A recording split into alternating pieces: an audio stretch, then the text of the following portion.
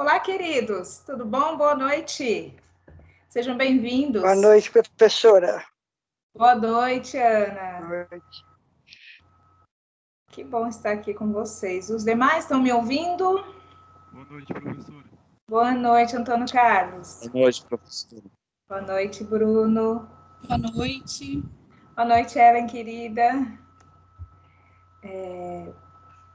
Gisele, tá me ouvindo? Consegue interagir?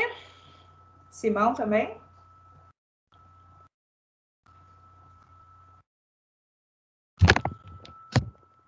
Creio que não. Então, gente, estamos partindo aí para o finalzinho, penúltima aula, certo? E estamos aí na nossa unidade 4.2. Tá? É uma unidade com uma temática só, ela vai falar para nós sobre o acesso à justiça, direitos humanos e acesso à justiça. É um conteúdo fácil de se assimilar, tem alguns detalhezinhos e se vocês não compreenderem, por favor, pergunte, tá? Eu vou partir do pressuposto que vocês vão lembrar daquelas nossas primeiras aulas, da unidade 1, tá? Quando nós falamos de direitos humanos e Constituição. Então, quando nós estávamos falando sobre esse assunto, nós vimos que os direitos humanos, eles foram positivados na nossa ordem jurídica, tá? Então, eles foram inseridos no nosso ordenamento jurídico através da Constituição. E lá foram postos como direitos fundamentais, ou seja, uma ordem mandamental maior, suprema, certo? Então, nossos direitos humanos estão garantidos de forma escrita, positiva, enquanto direitos fundamentais, que na essência é a mesma coisa, tá? Mas me surge a questão: como efetivar esses direitos? Como conseguir exercer de fato esses direitos, tá? Então, veja que para que eu consiga ter a efetividade desses direitos, ou seja, para que eu consiga que eles sejam eficazes, para que eu e vocês, cada um de nós, consigamos exercer esses direitos, o acesso à justiça, ele é essencial, porque uma vez que nós somos privados de algum direito ou garantia fundamental, nos resta reivindicar na ordem judicial. E é por isso que existe o princípio do acesso à justiça, justamente para conseguir dar efetividade a direitos humanos fundamentais. Veja que tanto o Estado como instituições privadas, até mesmo outras pessoas físicas, constantemente violam nossos direitos humanos fundamentais. Então, nós temos aí violação, por exemplo, da nossa honra, da nossa imagem. Nós temos no dia a dia, enquanto cidadãos, os abusos de direito por conta de autoridades públicas e administrativas, né? O excesso na hora de multar, por exemplo. Então, são todas questões que tratam de violações de direitos humanos. Quando o juiz, por exemplo, não deixa você produzir uma prova, né, inserir um documento nos autos, isso é cerceamento de defesa. E os direitos, eu tenho um direito humano fundamental que é a ampla defesa. Eu posso me valer de vários direitos, de várias formas para me defender. Então, o acesso à justiça justamente é a possibilidade de verificar, né, de reivindicar, melhor, esses direitos no âmbito jurisdicional, né, no âmbito do judiciário, tanto internamente, ou seja, tanto nacionalmente, no nosso ordenamento jurídico, como internacionalmente. Então, é essencial a garantia do acesso à justiça para que eu viva realmente num Estado democrático de direito. Mas o que é o acesso à justiça? O acesso à justiça é um princípio constitucional, né, e um direito basilar, fundamental nosso, de nos socorrer ao judiciário sempre que estamos diante de uma violação do nosso direito.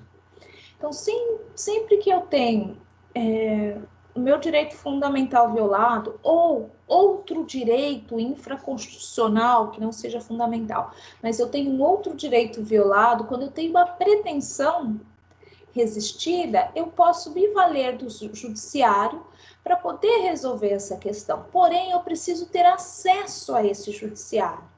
Então, se eu não tenho um judiciário que eu possa acessar, não tenho como efetivar. E quais são os instrumentos de acesso à justiça? Lembrando que a maioria, a regra é que para você ingressar num pleito, ou seja, para você ingressar num processo, você necessita da figura do advogado. Essa é a regra, salvo pequenas exceções que é na Justiça do Trabalho, no Juizado Especial Cível e algumas questões de Maria da Penha que não precisa.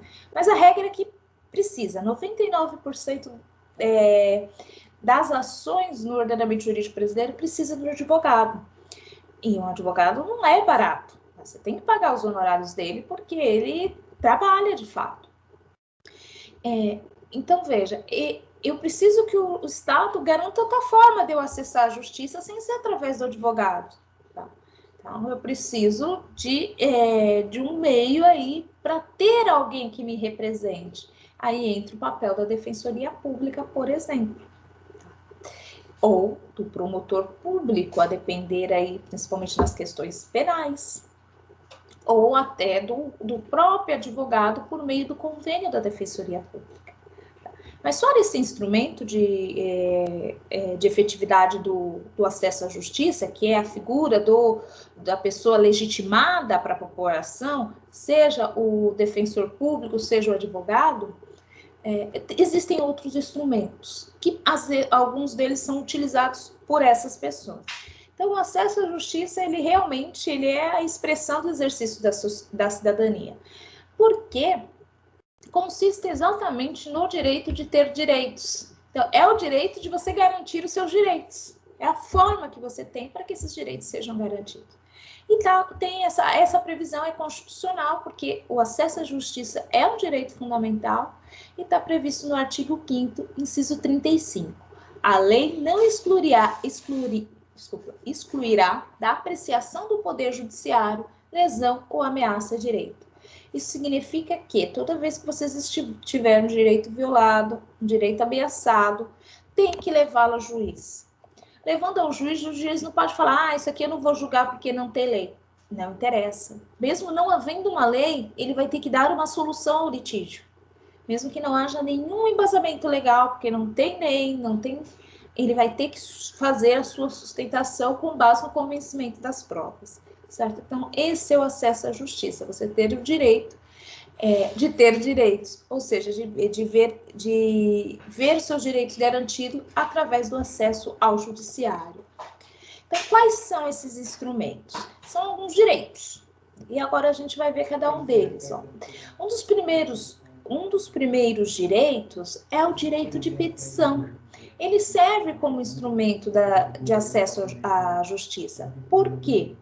Lá no artigo 35, está da seguinte forma, né? A lei não excluirá da apreciação do Poder Judiciário lesões ameaça ao direito. Quer dizer que você pode ir lá e peticionar, pedir.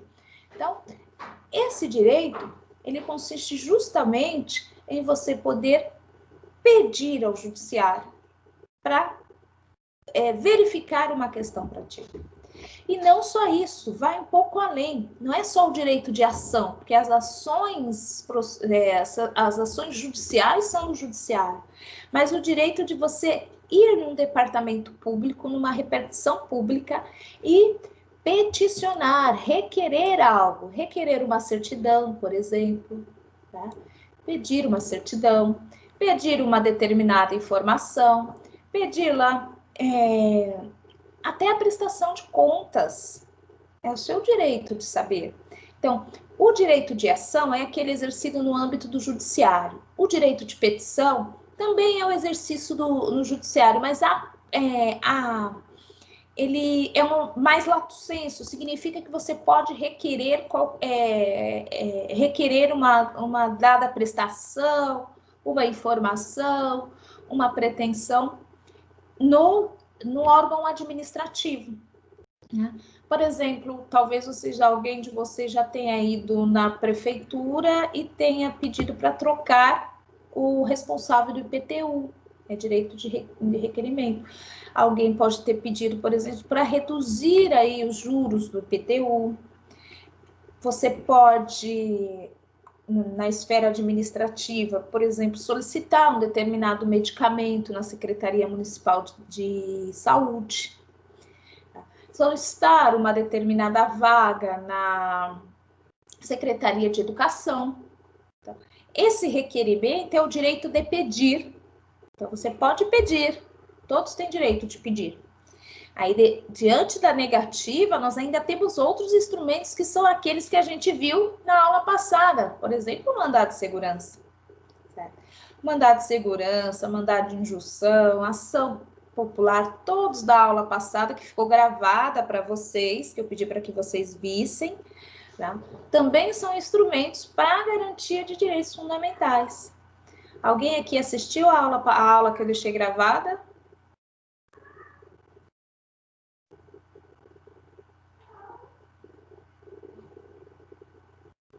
Senhores, um não responde.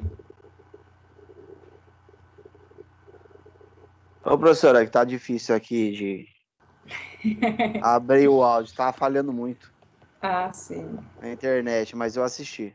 Ah, perfeito. Então, você viu lá os instrumentos aí para garantia dos direitos humanos fundamentais, né, Bruno? Vi sim. Perfeito, obrigada. Mais alguém?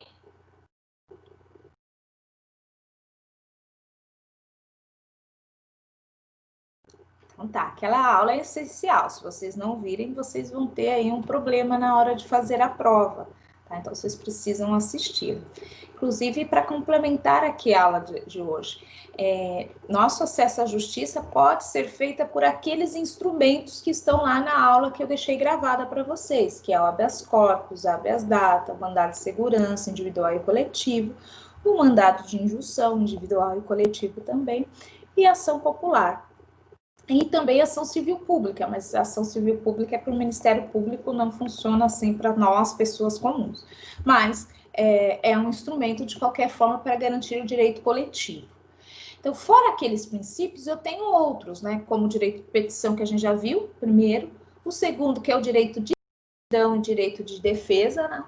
Que diz assim, no inciso 34 do artigo 5º. São a todos assegurados, independentemente de pagamento de taxas, o direito de petição aos poderes públicos em defesa de direitos ou contra a ilegalidade e abuso de poder, e a obtenção de certidões em repartições públicas para a defesa de direito e esclarecimento de situações pessoais.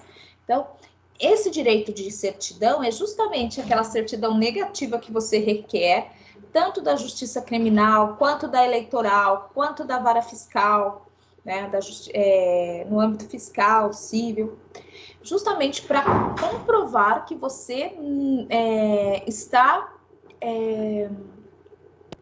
que sua situação está tranquila, que você não está, né, respondendo nenhum processo, que você não está devedor fiscal, né? Então, essas certidões são certidões que mostram que você está quite na vida civil. Tá tudo ok, você não tem nenhuma questão com o Estado criminal, não tem nenhuma questão com o Estado fiscal, tá? E não tem aí nenhum outro processo administrativo que possa prejudicar você, não tem uma dívida ativa, por exemplo. Tá? Então, essas certidões nós requeremos justamente quando nos são solicitados. Por exemplo, quando vamos prestar um concurso público para empossar um cargo, você tem que apresentar essas certidões para dizer que você está quite com o Estado, que você não está devedor do Estado, certo? Então, é um direito que nos aparece justamente, né, para que nós possamos nos defender, para falar, não, ó, comigo eu estou totalmente adimplente com o Estado, Eu estou cumprindo minhas obrigações de cidadão. Tá? Esclarecimento de situações de interesse pessoal. Às vezes você precisa lá de uma certidão que comprove que você pagou todos os tributos. Né? Uma espécie de nada consta. Certo? Essas certidões servem para esse aspecto. Então, outro instrumento é o princípio do juiz natural. Esse princípio, ele abrange, a gente lê ele em conjunto com o princípio, deixa eu ver se eu coloquei aqui só, não coloquei, mas a gente lê ele em conjunto com outro princípio, que é o princípio da proibição do tribunal de exceção. Então, vamos por parte, tá? Princípio da proibição do tribunal de exceção, tá? No artigo 5º, inciso 37 da Constituição. Não haverá juízo ou tribunal de exceção. E depois, no artigo 53, está lá: ninguém será processado nem sentenciado, senão por autoridade competente. Então, vamos ao primeiro. O que é a vedação do tribunal de exceção? Veja, os tribunais, eles são anteriormente fixados por lei. O que é fixar por lei? Eles são estabelecidos, são criados por lei, são organizados por lei e a sua competência é determinada por lei. No nosso caso, nós temos a Constituição Federal, que, acho que no 101, a partir do 101 vem falar do Poder Judiciário, no 101 da Constituição, e ele vem falar de toda a estrutura do Poder Judiciário, inclusive da competência do STF, do Supremo Tribunal Federal, do STJ, Superior Tribunal de Justiça, de todos os tribunais superiores, né, o TSE, que é o Tribunal Superior Eleitoral, TST, Tribunal Superior do Trabalho, e STM, Superior Tribunal Militar. Então, a Constituição fala o que cada um desses pode fazer.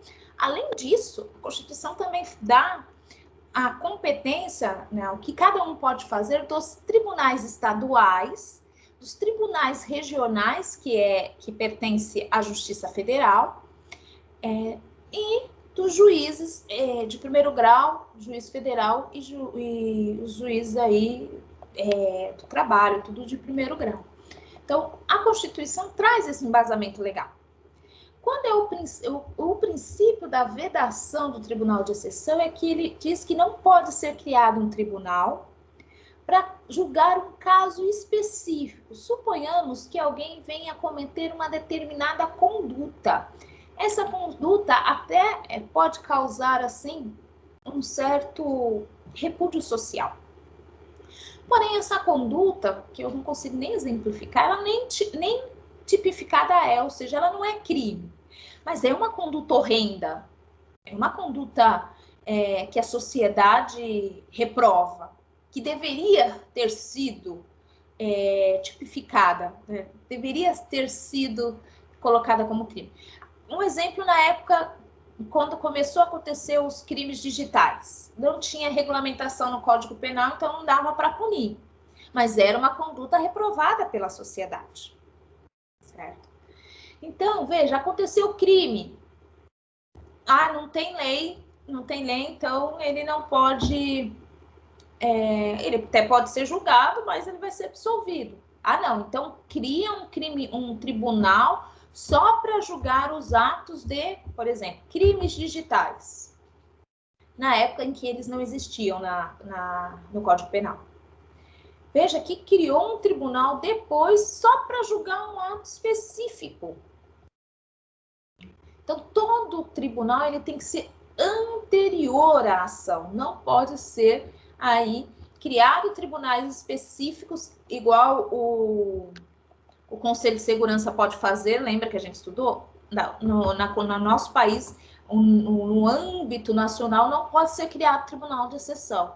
O único que tem poder, assim, dentro da nossa ótica, dentro da nossa organização judiciária, em virtude da submissão que nós temos com a ONU, o único que tem poder de criar tribunal de exceção é a ONU, através do Conselho de Segurança.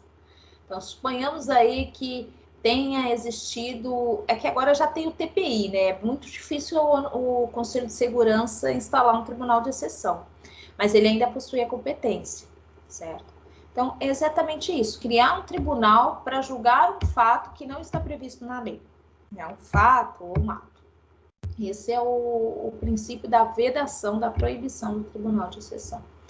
E o princípio do juiz natural, né? Ninguém será processado nem sentenciado senão pela autoridade competente. Significa justamente que a autoridade que vai estar ali julgando o caso, seja civil ou criminal, ele tem que ser está investido no cargo, obviamente, né? Ou seja, ter passado em concurso público, ou ser aprovado aí, no caso dos desembargadores, ser nomeado pelo chefe do executivo, né? E no caso dos ministros. Então, além disso, de estar investido no cargo, ou seja, ter assumido ali a função de juiz, de desembargador ou de ministro, ele tem que estar no âmbito da sua atuação, ou seja, ele tem que estar no âmbito da sua jurisdição. Um juiz de São Paulo não pode decidir causa sobre algo do Rio de Janeiro, porque ao juiz do Rio de Janeiro compete, ele tem a prerrogativa de julgar os fatos que lá aconteceram, a depender da situação, certo? Então, veja que o juiz tem que estar dentro da jurisdição. Eu não posso, por exemplo, né, o Zé cometeu um crime aqui em São Paulo, na comarca de São Paulo. Certo? Aí o Ministério Público do Paraná oferece a denúncia contra o Zé. Só que lá não foi o local do crime. O Zé tem que ser processado em São Paulo, não no Paraná. Então, veja, tem que estar dentro do âmbito da sua jurisdição. O juiz não pode ir além da sua competência. Então, veja, somente poderá determinada pessoa ser julgada por um órgão estabelecido previamente. Esse é o princípio da proibição do tribunal de exceção. Então, é proibida, portanto, a criação de um tribunal de exceção, isto é, de um órgão julgador, formado única e exclusivamente para o julgamento daquela causa.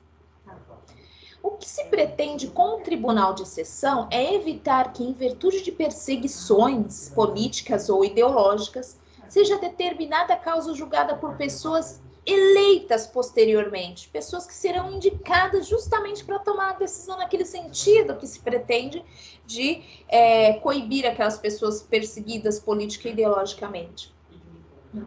O que contribuiria manifestamente com a quebra necessária da imparcialidade, porque as pessoas já iriam para esse tribunal já pré-julgando aquela pessoa que vai se submeter a esse tribunal, certo? E ainda sobre o princípio do juiz natural, sobre a imparcialidade sobre o juiz natural, né? O juiz tem que ser investido de jurisdição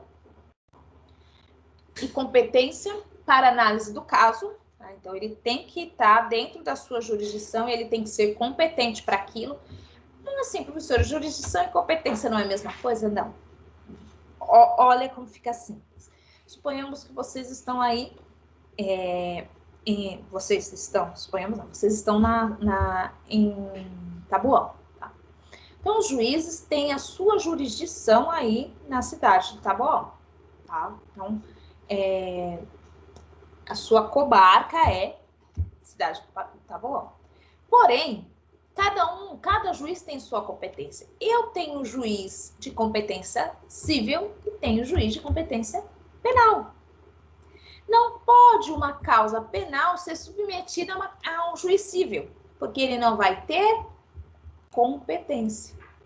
E não pode uma causa civil ser submetida a um juiz penal, porque ele não vai ter competência. Da mesma forma, não pode, por exemplo, uma ação civil contra a Caixa Econômica Federal ser proposta aí na Justiça Civil Comum de Taboão. Mas pode, eu não sei se tem na cidade de vocês, mas pode ser proposta, deve ser proposta na Justiça Federal, porque é o órgão competente para julgar ações cujo um dos polos tenha uma pessoa jurídica do Estado, né, da administração pública direta ou indireta. Então, veja, a jurisdição está dentro do território a qual foi determinado, né, dentro da comarca. A competência diz respeito ao que ele pode ou não julgar, as matérias que ele pode ou não julgar, certo? Então, esse que é o juiz natural, ele tem que estar investido de jurisdição e tem que estar dentro da sua competência para julgar. Alguma pergunta sobre o princípio do juiz natural?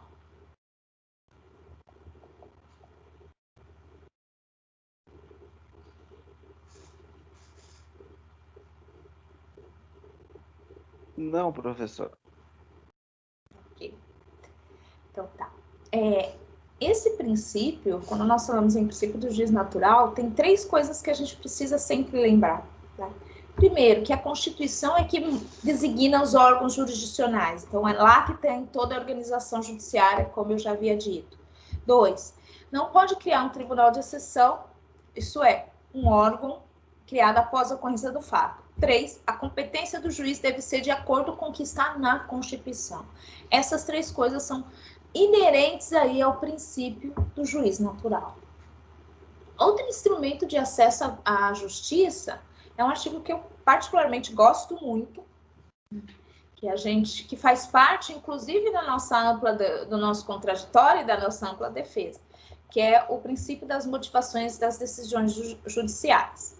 E junto com ele também vem o princípio da publicidade. Está no artigo 93, inciso 9, e o artigo 5º, que eu não coloquei o inciso aqui, 60, que fala assim, artigo 93, inciso 9. Deixa eu só corrigir esse slide para vocês não confundirem, senão eu depois não vou lembrar de corrigir. Tá? Esse aqui é o artigo 93, 10, e esse é o... Então, ele vem falando assim para nós. Artigo 93, inciso 9. Todos os julgamentos dos órgãos do Poder Judiciário são públicos. Então, deixa eu parar até aqui para a gente já falar primeiro do princípio da publicidade. Quer dizer que toda decisão do Poder Judiciário ela tem que ser pública. Então, todos têm que consultar um processo lá na internet, vai ter acesso. Porém, há limites. Quais são os limites? Justamente quando se trata da defesa da intimidade ou interesse social, que está no artigo 5º, inciso 60. A lei só poderá restringir a publicidade de atos processuais quando em defesa da intimidade, honra, tá? Ou interesse social, seja algo aí relevante, por exemplo, uma investigação, se tornar investigação pública, pode ser que a investigação seja ineficaz, certo? Então, por isso que a publicidade é a regra, a exceção é quando, por interesse público ou por proteção à honra, à imagem, à intimidade, ela não vai ser pública. Os atos processuais não serão públicos. Esse é o princípio da publicidade, que vocês vão ver de novo quando falar lá de processo, tanto penal quanto civil. Um outro princípio da exigência da motivação continua no artigo 93, inciso 9, que fala, né, que todos os julgamentos dos órgãos do Poder Judiciário serão públicos, conforme já vimos, e fundamentadas.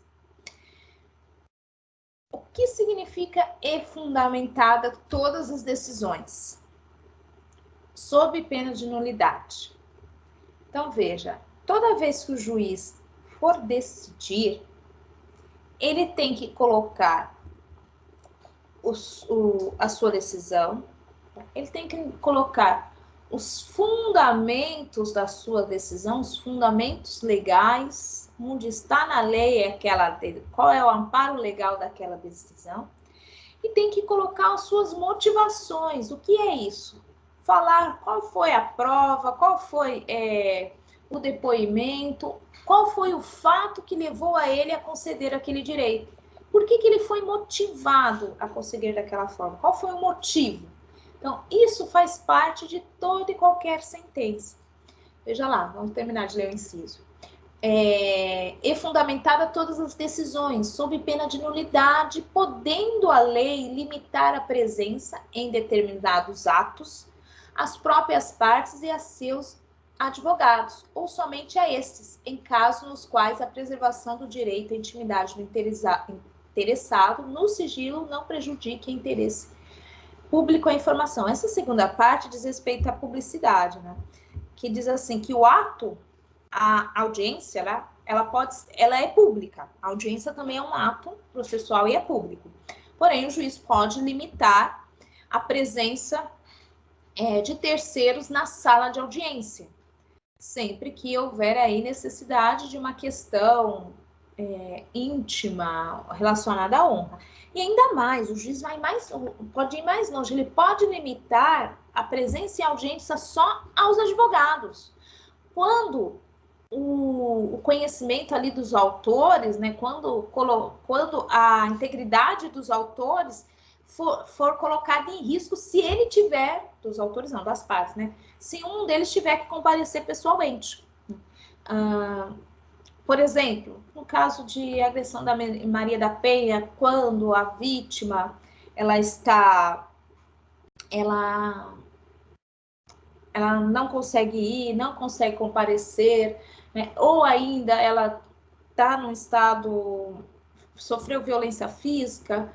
Por alguma dessas situações, o juiz fala, não, então tá, eu não preciso ouvir as partes, basta os advogados estarem aqui para a gente poder fazer instrução, porque aí vão estar representados pelos advogados. Então, o juiz pode limitar a publicidade nesse sentido também.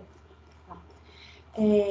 Então, o juiz não pode deixar de motivar suas decisões, falando sobre a motivação judicial, nem motivá-la de forma vazia ou desprovida de efetivo conteúdo. Isso é outra parte que eu gosto também. Quando o juiz, ele simplesmente julga conforme artigo tal e publica a sentença, mas ele não falou qual foi a motivação dele, ele só colocou um artigo lá, mas não explicou qual é a relação desse artigo com relação da sentença e com relação dos fatos e provas no processo. Precisa ter uma causalidade daquela sentença entre o fundamento jurídico, entre os fatos e entre a motivação do juiz, né? Entre as provas ali estabelecidas, certo? Então, ele não pode julgar de forma vazia, né? O famoso encher linguiça, isso não pode. Isso cabe vários recursos aí. Um deles, inclusive, é um embargo de declaração, quando o juiz é tão prolixo que você não consegue entender o que ele está dizendo, que simplesmente você precisa perguntar, senhor juiz, esclareça, porque tá difícil, não dá para entender, não dá para compreender. E aí existe um recurso especificamente para isso, quando o juiz não é claro, quando ele é omisso, quando ele é contraditório, certo? Que são os embargos de declaração. Então, continuando aqui no slide. Primeiramente, o legislador insere a fundamentação. Então, veja, quando o juiz ele prolata a sua sentença, né? E depois ele vem e fundamenta. Qual que é o fundamento? O que está na lei. Então, qual é a lei fundamenta? Qual é a lei que levou ele a ter aquele que sustenta, né? Que justifica aquela decisão? Qual é a justificativa legal? Está no artigo 489, inciso 2 do CPC, do Código de Processo Civil, desculpa. Às vezes eu esqueço que vocês são primeiro semestre e nem todo mundo sabe tudo, mas podem perguntar. Devendo o juiz analisar a questão de fato e de direito pertinentes para bem julgar o processo. Então, ele tem que julgar os fatos, as provas nos autos, né, e a lei. E depois fundamentar tudo isso. E, em seguida, o legislador enumera uma série de condutas que não se configuram substancialmente em decisões efetivamente fundamentadas. Assim, o juiz não pode, por exemplo, deixar de enfrentar todos os argumentos alegados pelas partes quando for preciso decidir o processo. Então, tudo aquilo que for alegado pela parte, o juiz tem que se manifestar. Olha, isso aqui não é cabível por conta disso, disso e disso. Tem que justificar o porquê não. Por que não cabe aquilo ou por que cabe aquilo. Tanto sendo concedendo, seja concedendo, ou seja não, né, indeferindo, tem que ter uma fundamentação, certo? Então, esse é o princípio do acesso, da exigência de motivação. Eu gosto dele porque ele dá base para nós para recurso, tanto na esfera trabalhista, o recurso de revista, na esfera civil e penal, no recurso especial, que é justamente aí a questão... Alguém quer falar alguma coisa?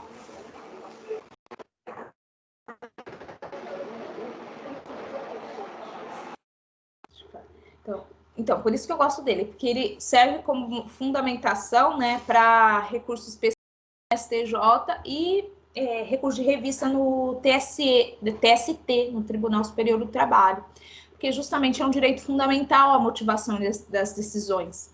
Então, tem que ser fundamentadas as decisões.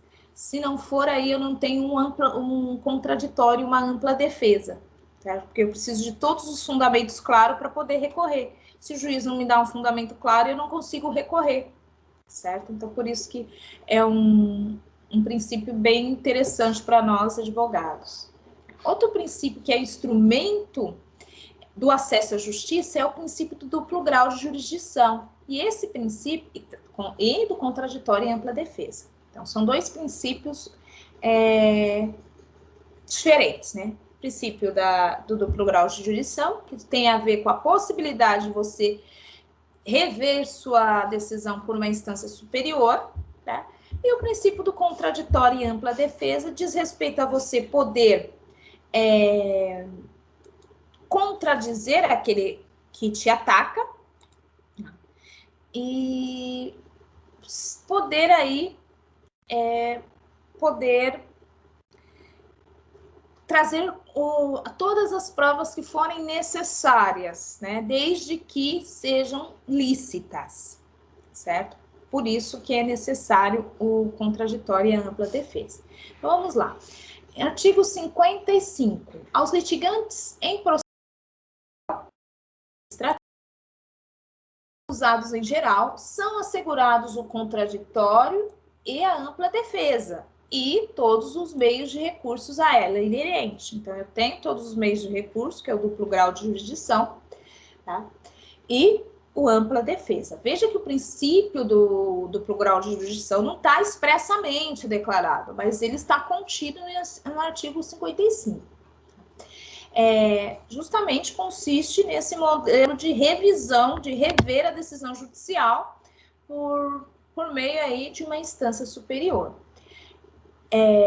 Esse princípio ele não é absoluto, porque há determinadas decisões proferidas pelo STF que não vão comportar recurso.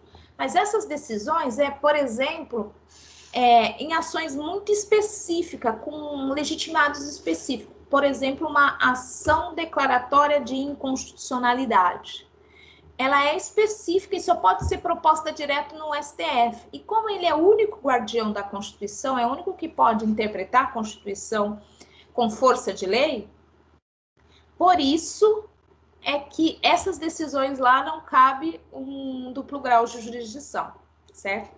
Em alguns casos específicos. E também porque ele é o órgão maior aí, né, de recurso. Com relação ao contraditório, a gente está contido nele, né, o poder assim de influenciar a decisão do judiciário por meio da produção de prova. Você vai produzir prova que corrobora com aquilo que você está alegando, certo? Influenciar nesse sentido. Convencer, na realidade, seria a palavra melhor. Convencer o juiz de que aquilo que você está pretendendo é de fato legítimo. Então, veja, porque sem a produção de prova não há como influenciar o convencimento do juiz. Aí seria um contraditório inútil, se não fosse permitida, assim, a produção de prova. Então, contraditória e ampla defesa é a ampla produção de prova, desde que seja por meios lícitos, tá? O que é um meio ilícito? Por exemplo, você coloca uma escuta sem autorização judicial. Aí a prova foi produzida por meio ilícito e ela não vale como prova. Então, os referidos princípios do contraditório e ampla defesa sempre estiveram tradicionalmente relacionados com a observância do binômio informação e reação. Então, primeiro o judiciário tem que informar as partes de que está tendo um processo contra ele, por meio da citação, né, ou informar um determinado ato processual, por meio da intimação. Tendo ciência desse processo, né, ou desse ato processual, o réu aí sim ele pode reagir. Uma vez informado, ele pode reagir contestando aquilo que foi alegado e produzindo a prova necessária. Então, contraditória é poder contradizer, né? Dizer ao contrário da parte que o alega. Ampla defesa, poder inserir no processo todas as formas de provas em direito admitido, ou seja, com exceção das provas lícitas. Outro princípio que vem em conjunto é o princípio da inadmissibilidade de prova ilícita, que está no inciso 51, que são inadmissíveis no processo as provas obtidas por meio ilícito, que foi o que eu falei, que não, se a prova foi produzida por um meio que não poderia ser produzido, essa prova não vai ser admitida. Por mais que tenha confissão explícita, ela não vai poder ser juntada aos autos, então ela não vai poder ser admitida. Mais um princípio, e esse princípio está difícil da gente chegar lá, que é o princípio da duração razoável do processo, que diz que o processo, ele ingressou como direito fundamental na Emenda Constitucional de 45 de 2004, tá? Então, diz assim, inciso 78, a todos, no âmbito judicial e administrativo, são assegurados a razoável duração do processo, e os meios que garantem a celeridade de sua tramitação. Então, cabe aí o judiciário ter uma duração, fazer com que os processos tenham uma duração razoável. Porém, está difícil de acontecer. O Código de Processo Civil agilizou muitas coisas para que o processo dure mais razoavelmente, né? Então, que, por exemplo, um princípio da economia processual, do reaproveitamento de atos processuais feitos por juízo incompetente, etc. Mas ainda o nosso judiciário está muito abarrotado de processos, certo? Mas é um princípio que pode ser exigido, sim. Como a gente exige? Através de uma liminar, se houver perigo de dano ao direito. Veja, e o princípio da igualdade, perdão. Ele vem aqui, que é o direito também à igualdade, ele vem aqui, eu coloquei ele aqui justamente porque todos esses instrumentos de acesso à justiça, eles são para qualquer pessoa, independente de qualquer circunstância, né? Conforme diz o artigo 5º. Todos os direitos, o caput, todos os direitos são iguais perante a lei, sem distinção de qualquer natureza, garantindo aos brasileiros e estrangeiros residentes no país a inviolabilidade do direito à vida, à liberdade, à igualdade, segurança e propriedade. Então, veja, não importa se você é brasileiro ou é estrangeiro, né? Se é brasileiro nato ou naturalizado. Todos têm direito a todos os direitos fundamentais, principalmente ao acesso à justiça, que é uma forma de garantir os seus direitos, certo? Por exemplo, um turista está aqui e foi furtado, assaltado, e o delegado impede ele de fazer o boletim de ocorrência, dizendo que ele não é nacional desse país, então ele não pode fazer o boletim de ocorrência. Veja que nesse caso nós temos aí o direito de petição indeferido, né? Que ele quer fazer ali, pedir para que investigue o crime que foi cometido contra ele. Ele tem indeferido. Ele pode se valer de outros instrumentos, como mandato de segurança, para poder fazer com que o respectivo delegado abra o respectivo inquérito e investigue o assalto. A nacionalidade não pode ser obstáculo para exercício dos direitos e garantias fundamentais. Tanto é que a lei de imigração já veio colocando no seu artigo 4, inciso 9, ao acesso à justiça como de caráter universal, que é para todos. O artigo 4º diz assim, são direitos, né, dos imigrantes, amplo acesso à justiça e assistência judiciária integral e gratuita aos que comprovarem insuficiência de recursos. Esse amplo acesso, deixa eu ver se está aqui, não está aqui. Esse amplo acesso à justiça de forma integral e gratuita, eu até tenho um slide aqui que eu sei que eu fiz. Espera um pouquinho, deixa eu adianto ele aqui. Só um minutinho, deixa eu ver onde foi que eu coloquei ele. Ou se eu só li também, né? Só li, às vezes só li e não coloquei. Ah, sim.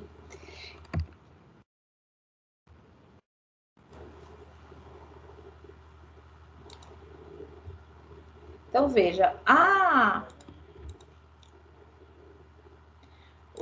Desculpa.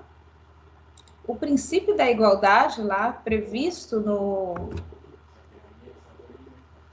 aqui na Lei de Imigração, acesso à justiça de forma integral e gratuita, ele é exercido, aqui está o slide, por meio da Defensoria Pública. A Defensoria Pública é que vai nos conceder a possibilidade, não só aos estrangeiros, aos nacionais também, de que não têm meio suficiente a ter a sua assistência judiciária. Então, veja o artigo 5º, inciso 74. O Estado prestará assistência jurídica integral e gratuita aos que comprovarem insuficiência de recursos.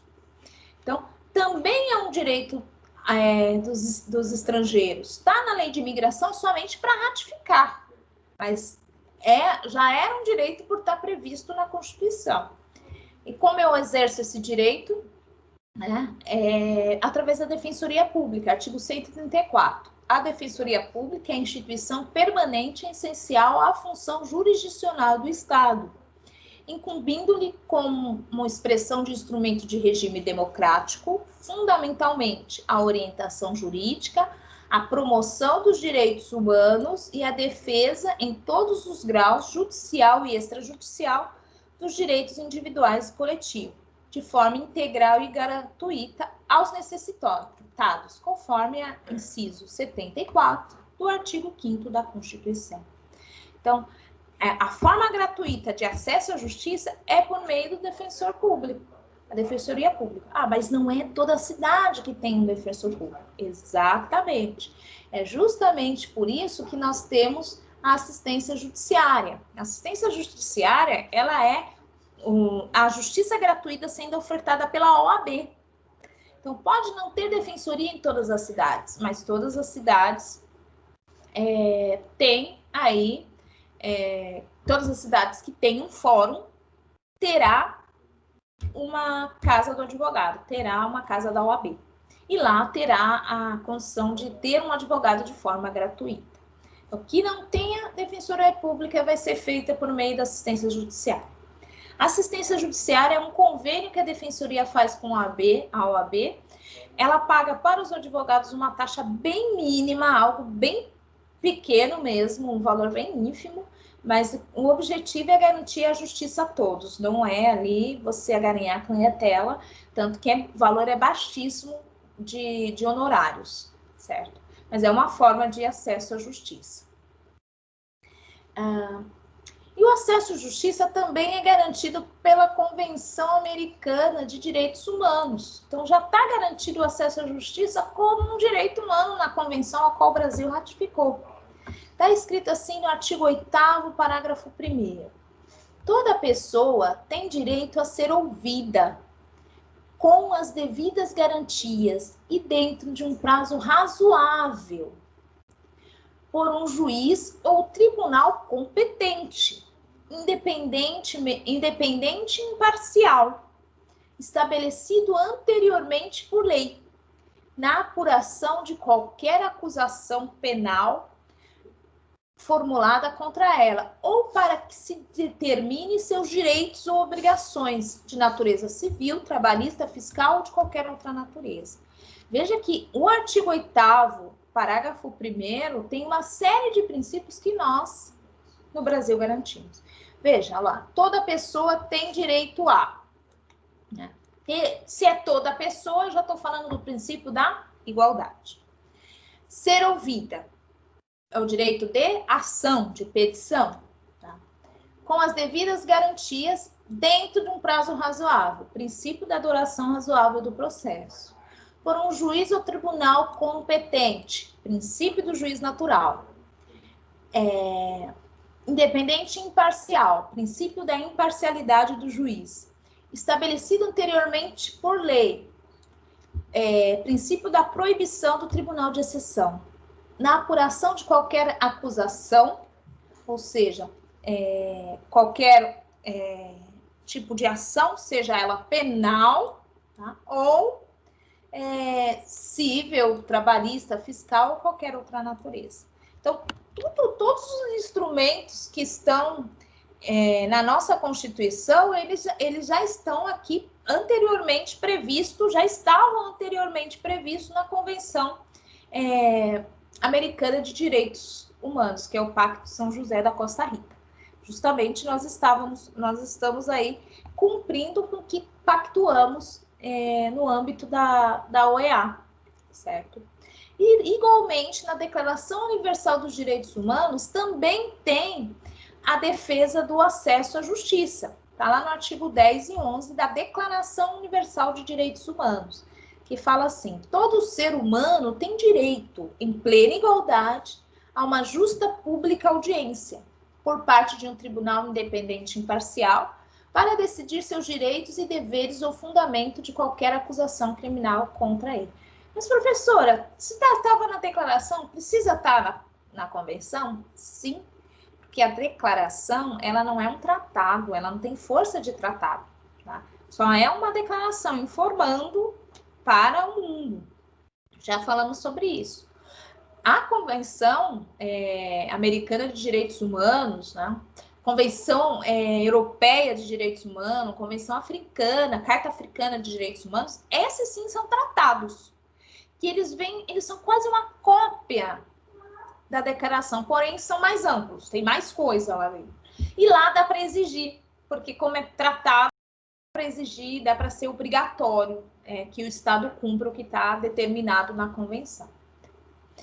E o artigo 11, que fala da Declaração de Direitos Humanos, que fala que todo ser humano acusado de um ato delituoso tem o direito de ser presumido inocente, princípio da presunção de inocência, até que sua culpabilidade tenha sido provada de acordo com a lei, em julgamento público no qual lhe tem assegurada todas as garantias da sua defesa. Ninguém poderá ser culpado de qualquer ação ou omissão que no momento não constitua delito, princípio da anterioridade da lei penal, perante o direito nacional ou internacional. Também não será imposta pena mais forte do que aquela que no momento da prática era aplicável no ato delituoso, né? Princípio da retroatividade da lei mais benéfica. Então, todos esses são princípios aí que estão assegurados na nossa Constituição Federal. Então, estamos convergindo nesse sentido. Veja que o acesso à justiça é algo que pode ser reivindicado nacional e internacionalmente, que está previsto no nosso ordenamento jurídico nacional e está previsto também na ordem jurídica aí internacional, que são os respectivos pactos que fazemos. Então, veja, por exemplo, né, o caso aqui do Barrios Alto versus Peru, tá? Que foi uma sentença proferida em 2001 na Corte Interamericana de Direitos Humanos. O caso se refere ao massacre de Barrios Altos, promovidos pelas forças militares peruanas. Não houve investigação, então as forças militares, eles cometeram vários atos aí contra os direitos humanos, mataram muita gente, por isso que é chamado massacre. E não houve nenhuma investigação do caso, nenhuma sanção, né? As vítimas não conseguiam um acesso à justiça, não conseguiam saber a verdade dos atos, né? Isso chegou até a corte decidiu que a lei de anistia que estava em vigor no Peru violava a convenção. Idêntico aconteceu no Brasil também. A nossa lei de anistia violava a convenção. E, em especial, o artigo 8 e 25 do direito à verdade e às garantias judiciais. E até no acesso à justiça. Com isso, obrigou o Estado do Peru a abrir as investigações e dar uma solução ao caso, certo? Fora a indenização às respectivas vítimas. Então, veja que internacionalmente também é garantido o acesso à justiça. O acesso à justiça é uma das conquistas do Estado liberal. Tá? Então, o que isso significa? Que, primeiro, esse acesso à justiça, ele foi garantido lá na nossa Revolução Francesa, quando os burgueses queriam que o Estado se afastasse. Então, os burgueses lutaram contra o Estado absolutista, garantindo aí os direitos individuais, aqueles de primeira geração que têm a necessidade lá da abstenção do Estado. Um exemplo típico é a Bill of Rights, que é a Declaração de Direitos inglesa, feita na Inglaterra de 1689. E também os direitos direitos do homem em 1889 na França. Mais tarde, na Bill of Rights já vinha garantido o acesso à justiça, né, que é o direito de petição. Certo? Mais adiante, que era o direito de petição aqui, era para assegurar os direitos individuais. Mas a distante, depois que veio os direitos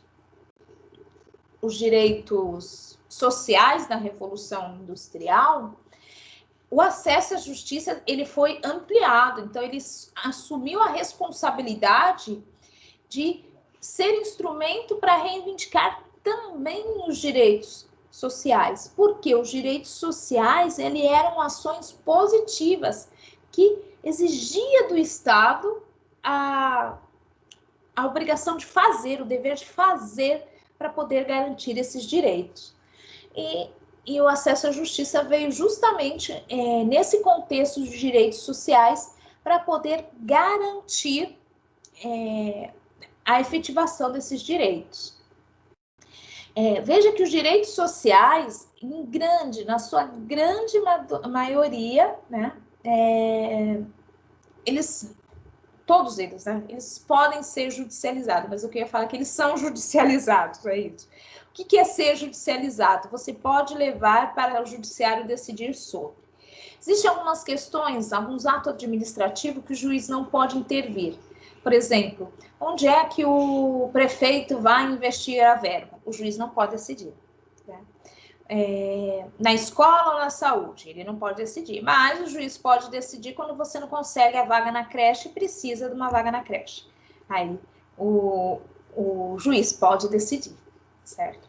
Então, isso que é judicialização dos direitos sociais, quando eu preciso levar à justiça porque o Estado não garante, não efetiva esses direitos.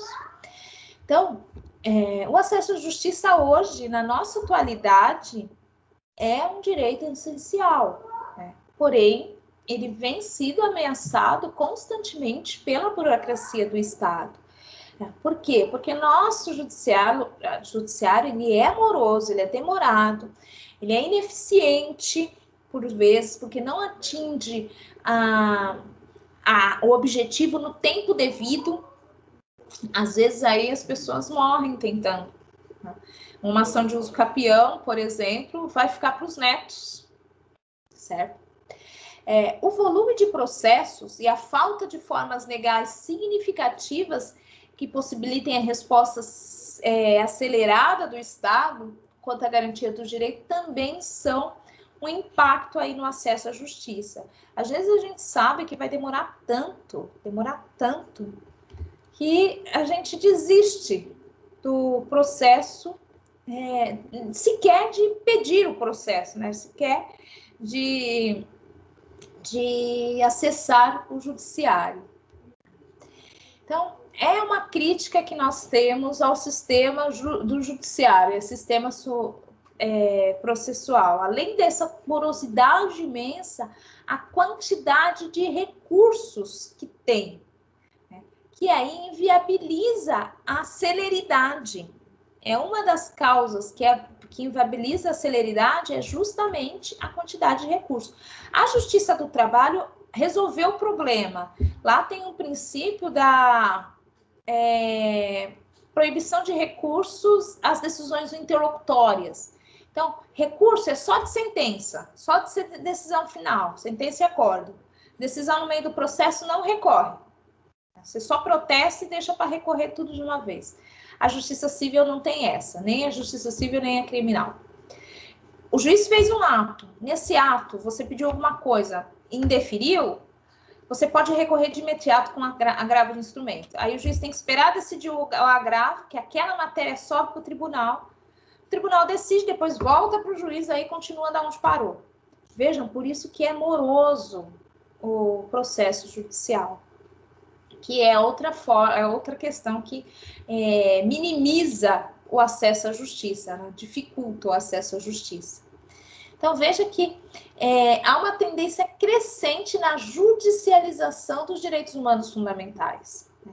Tanto no âmbito interno quanto no âmbito internacional.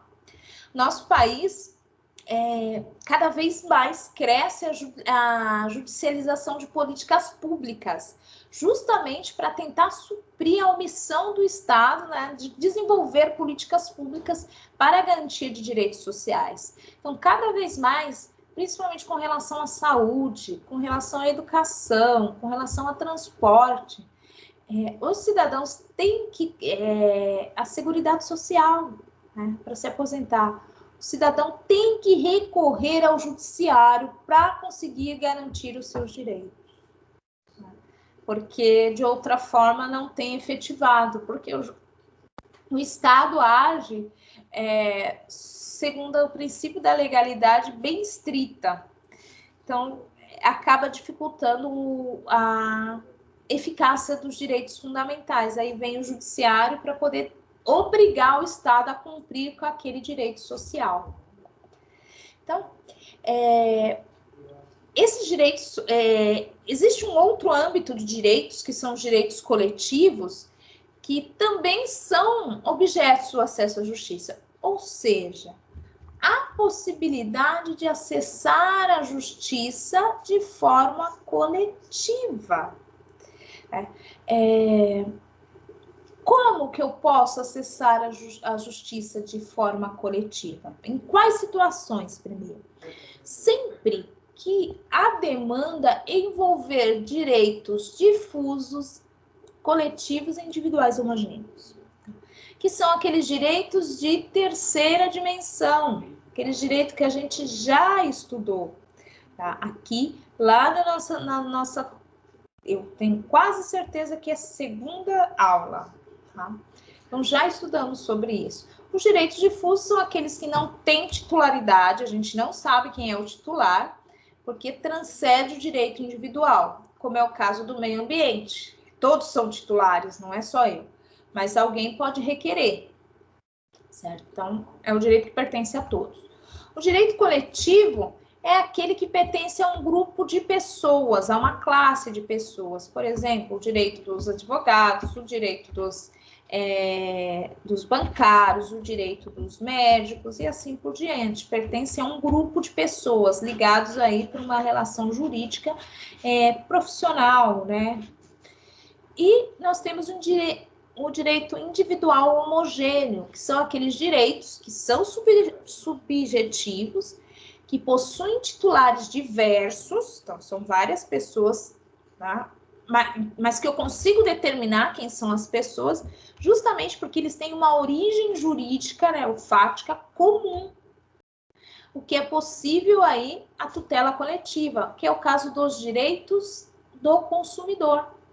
Por exemplo, o consumidor fica sabendo que há um determinado comprador de um veículo, tá? Compra aí um Ford Ka, por exemplo. Aí ficam sabendo que esse Ford Ka está com um problema aí no sistema de freios. Porém, a Ford, ela não faz o recal, ela não está fazendo o recal. O que é o recal? É chamar as pessoas para virem consertar o defeito. Aí, essas pessoas que se sentirem lesadas, esse grupo de pessoas podem ir pleitear em conjunto ou de forma individual que a Ford conserte de forma gratuita aquele problema no sistema de freios. Justamente porque eles estão ligados por uma... É um direito para todos? Não. É só um direito para quem comprou o Ford Ka. Eles estão ligados por uma causa jurídica comum, ter comprado o Ford Ka. Então, eles são individuais homogêneos, que pertencem a um grupo de pessoas que estão ligadas por uma situação fática, ter comprado o Ford Ka, certo? Passei rapidamente por esses 3 direitos, porque a gente já os estudou. A gente estudou lá quando falamos de direitos de terceira dimensão, então eu peço por vocês, por gentileza, darem uma olhadinha na aula anterior, na primeira unidade, para poder pegar mais afinco o que é cada um desses direitos, que pressupunha até o momento que vocês já soubessem aí, já tivesse gravado o que são esses direitos. Então, essas categorias de direito, essas 3 categorias de direitos, elas permitem que possam ser reivindicados aí de forma coletiva, justamente porque eles têm uma origem jurídica ou fática comum. Então, ou até pela titularidade, que é de várias pessoas ao mesmo tempo, como é o caso do meio ambiente. Justamente por isso que pode ser pleiteado de forma coletiva. Aí nós falamos em acesso coletivo à justiça ou acesso meta-individual à justiça.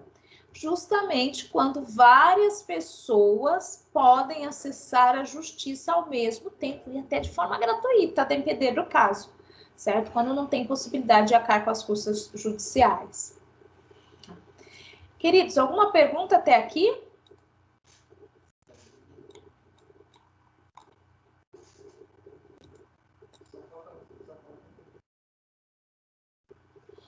Alguém gostaria de fazer alguma pergunta?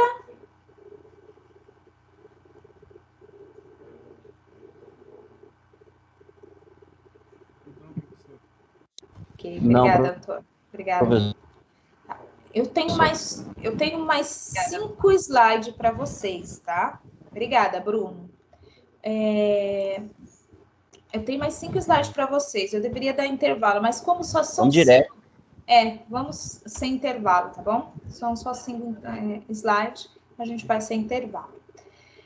Vamos lá. Então,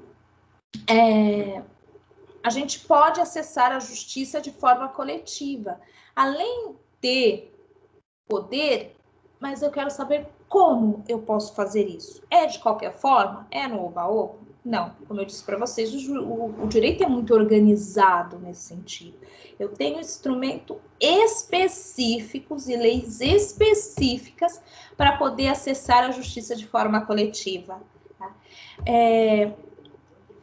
Ação popular. Ação popular pode ser proposta por mais de um cidadão ao mesmo tempo, o que exige é que todos que proponham seja cidadão no pleno gozo dos seus direitos civis e políticos, está na aula gravada, deem uma olhadinha lá, sobre ação popular. Mandado de segurança coletivo também está na aula gravada, né, que diz quando há direito, quando há Lesão ou ameaça a direito líquido e certo, não tutelado por habeas corpus nem por habeas data. O habeas corpus e o habeas data só pode ser impetrado de forma individual. Até pode de forma coletiva, que ultimamente vem umas coisas inusitadas aí do Ministério Público, mas não tem previsão legal e nem foi deferido, tá? Mas, em regra, é uma da segurança coletiva. Os outros têm que ser de forma individual. Ação civil pública, mas essa é um instrumento do Ministério Público, mas ele utiliza para defender aí os direitos da coletividade, como é o caso do meio ambiente, consumidor. Código de Defesa do Consumidor traz uma parte específica sobre ações coletivas, quais são as formas de tramitação, quais são as competências e as pretensões que podem ser exigidas. A lei de improbidade administrativa também pode ser interposta de forma coletiva. Legislação trabalhista pode ser interposta de forma coletiva, inclusive com representação sindical. Direito da criança e do adolescente também pode ser interposto de forma coletiva e, inclusive, através do Ministério Público, quando necessário, mas sempre que envolver, mesmo que não seja, que o autor da ação não seja, no caso de criança e adolescente, mesmo que o autor da ação não seja o Ministério Público, ele vai ser chamado a manifestar, porque criança e adolescente, ele é tutelado pelo Estado, tá? Então, é interesse público, por isso que ele vai ser sempre o Ministério Público vai ser chamado a participar desse tipo de processo. No Estatuto do Idoso e no Estatuto da Cidade também tem a garantia de acesso coletivo quando algum dos direitos previstos nessas duas leis forem violados. Então, pode ser propostas ações comuns de forma coletiva. No âmbito internacional, vimos que existem vários mecanismos para proteger os direitos humanos fundamentais, tanto no aspecto universal, que é o caso dos mecanismos extraconvencionais e convencionais da ONU, tanto nos aspectos regionais, que também são feitos através das cortes e das comissões. No Brasil, nós somos submetidos, como já falamos, à Corte Interamericana de Direitos Humanos. E nós ratificamos esse tratado, estamos sob a jurisdição dessa corte e sob a jurisdição da Convenção, que garante o acesso à justiça. A gente precisa lembrar também que a possibilidade de tutela internacional dos direitos humanos só foi possível por conta de uma coisa, porque a Declaração Universal de Direitos Humanos colocou nós, eu, você, pessoa física comum, como sujeito de direito internacional. Quando a declaração fez isso, ela deu para nós a possibilidade de, além de acessar a justiça dentro do meu território, poder acessar a justiça fora do meu território. Isso só foi possível porque a Declaração Universal de Direitos me deu essa personalidade aí de sujeito de direito internacional. Se não fosse ela, eu não conseguiria fazer com que o nosso país, os estados, se submetessem a uma ordem internacional em pleitos que envolvam pessoas físicas. Veja que os tribunais aí as cortes internacionais são importantes para a proteção dos direitos humanos fundamentais. Só que eles só são aí uma jurisdição complementar. Tem lá, naquela aula que nós falamos sobre as cortes internacionais, nós falamos que a jurisdição é complementar, o que significa dizer que só pode acessar as cortes depois que cessado todas as possibilidades de recurso dentro do Estado, ou ainda ter vedado aí, cerceado o acesso à justiça. Então, os próprios tribunais internacionais estão procurando favorecer os indivíduos dentro do âmbito da justiça nacional. que faz? As cortes, elas estão cada vez mais responsabilizando os estados para promover meios de acesso à justiça, de garantir o acesso à justiça, inclusive com condenações perante as cortes. Veja que, apesar de nós não podermos ir direto à Corte Interamericana ou à Corte Internacional de Justiça, com exceção da Corte Europeia, que lá os indivíduos, pessoas comuns, podem ir direto, porque não tem comissão lá, né? Aqui nós temos, no continente americano nós temos. Então, veja que por mais que nós não podemos ir direto às cortes, a Corte Interamericana e a Corte de Justiça, mesmo assim, essas cortes reconhecem a gente como sujeito de direito. A gente não vai à corte, mas a gente vai à comissão. Na comissão a gente pode pleitear e a comissão vai investigar e vai fazer a denúncia à corte. Então, a jurisdição obrigatória dos tribunais internacionais de direitos humanos, ele é um complemento indispensável ao direito de petição internacional. Se eu não tiver essa jurisdição, eu não teria como ter o meu direito garantido na esfera internacional, quando ele fosse violado na esfera nacional, né? O direito internacional, então, para concluir, ele vem aí, o direito internacional dos direitos humanos, ele vem como um elemento importante para a afirmação da universalidade dos direitos humanos, dos nossos direitos, tá? Inclusive no que se refere ao acesso à justiça. Esse sistema de direito internacional, que envolve todos os tratados internacionais de direitos humanos, eles vêm viabilizar o exercício dos direitos humanos, principalmente garantindo o acesso à justiça, tanto na previsão dos compromissos internacionais que garante tais direitos, quanto a responsabilização dos estados em garantir a justiça nacional a respeito a esses direitos. Então, os tratados previstos de direitos humanos, eles são essenciais para que a gente possa exigir do Estado que garante o acesso à justiça para a concretização dos direitos humanos e para responsabilizá-los, como foi no caso do Peru, quando houver uma omissão na garantia do acesso à justiça. Aí a responsabilidade vai ser internacional, que vão ser as cortes internacionais que vão obrigar os estados a desenvolverem políticas públicas de acesso à justiça, certo? E era isso que eu tinha programado para vocês. Alguém gostaria de fazer alguma pergunta sobre algum ponto específico?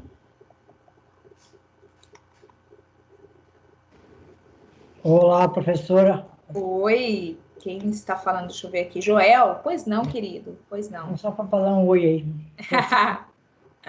Perfeito, tá ótimo. Obrigado. Obrigada a ti. Mais alguém gostaria de fazer algum comentário, fazer alguma pergunta? Não, professora. Obrigada, Bruno. A parte mais fácil que você colocou aqui foi o obrigada. Imagina, grande parte do que a gente viu aqui, Bruno, a gente já viu em vários momentos anteriores. Já, eu percebi. Então, aí nós precisamos estudar para poder assimilar, captar o estudo. Eu assisto 2, 3 vezes a aula. Tá. E estuda também, lê, pesquisa na internet, Bruno? Então, vejo a apostila. A apostila eu leio bastante ela. Tá, mas às vezes não é suficiente, porque ela não está falando, isso vale não só para o Bruno, tá, gente? Vale para os demais. Às vezes, Bruno, aquele material impresso, escrito, não está falando a tua língua. Aí você não assimila. Por isso que é bom você pesquisar em outros meios, assistir até outros vídeos, não só os meus, assistir outros vídeos de outras pessoas, porque eles às vezes falam melhor a língua de vocês. Estudar outros artigos por meio na internet, né? Só pesquisar, colocar o tema no Google, pesquisar, que assim vai ficar mais fácil. Às vezes a apostila é muito superficial, e você não consegue assimilar aquele conteúdo. Bom, professora, eu vou fazer isso sim. Bom, principalmente essa parte que eu falei de princípios, ela está bem de princípios enquanto instrumentos do acesso à justiça, na apostila de vocês está bem rasa. Está só citando, na realidade, não está explicando. Então, eu trouxe aí um pouco de explicação do que seria cada princípio. Mas vocês precisam complementar esse estudo. Veja, o estudo do direito, ele não pode ser baseado com base única e exclusivamente num texto escrito, num só livro. O estudo do direito, ele envolve pesquisa para você conhecer opiniões diferentes e entender os vários segmentos daquilo que você estuda, certo? Senão vocês vão ficar viciados, você pega uma apostila aqui, porque tem apostila de direitos humanos, mas quando chegar em constitucional não tem apostila. Aí vocês ficam tão viciados a ter um livro, que isso nunca foi prerrogativa do direito, o direito não é para ser aprendido dessa forma, de uma forma única, precisa de ter várias teorias, várias doutrinas para a gente assimilar o conteúdo dele. E quando chega lá nas disciplinas de fato que você vai precisar pesquisar, você não consegue pesquisar porque não sabe aprender, tá? Pois não, Joel? Você levantou a mão? Então, professor, é o seguinte, na própria AVA, nos últimos encontros, por exemplo, a unidade, encontro 1, lá na unidade 3, a Croto dispõe de vídeo para a pessoa ler. Além da matéria do professor, tem lá, você pode abrir lá, né? Já pela unidade 1, encontro 1. Você vai 1, 2, 3. Aí fala, após aula, tem lá um vídeo que a gente enriquece mais o conhecimento de todas as matérias. Exatamente. Esse pré-aula e pós-aula, quem coloca sou eu, tá? No livro, na matéria de vocês. Né? O aprimorando o conhecimento é que é da instituição, mas quem colocou o pós-aula e o pré-aula fui eu mesmo, tá? Não é do AVA, foi eu que coloquei lá para vocês. Legal. Mas vocês podem pesquisar no YouTube outros vídeos para poder ajudar vocês a compreender melhor os institutos. Tá? Se acaso, quando nós voltarmos presencial e a gente tiver oportunidade de ter umas outras aulas, aí a gente conversa, interage mais. Como é que eu estudo direito? Né? Qual é a forma correta de estudar direito? Eu creio que vocês, alunos de primeiro ano, estão estudando direito errado. Ou seja, de forma muito rasa, o que vai prejudicar vocês lá na frente, quando vocês forem prestar o exame da ordem, certo? Às vezes, tirar o suficiente para passar a nota, ok, tudo bem, serve para você passar de semestre. Mas o que acontece? Quando chega no exame da ordem, eu não sei nada e vou ter que pagar um cursinho, certo? E se vocês começarem a estudar direitinho daqui até o 10º semestre, vocês com certeza passam no exame da ordem, tá bom? Então, a tarefa de casa de vocês é assistir o vídeo que eu deixei gravado da sessão 3.3, né?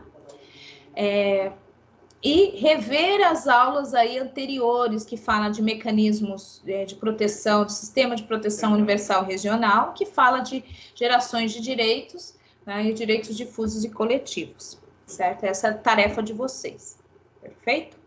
Então, senhores, eu vou encerrando a aula de vocês por aqui.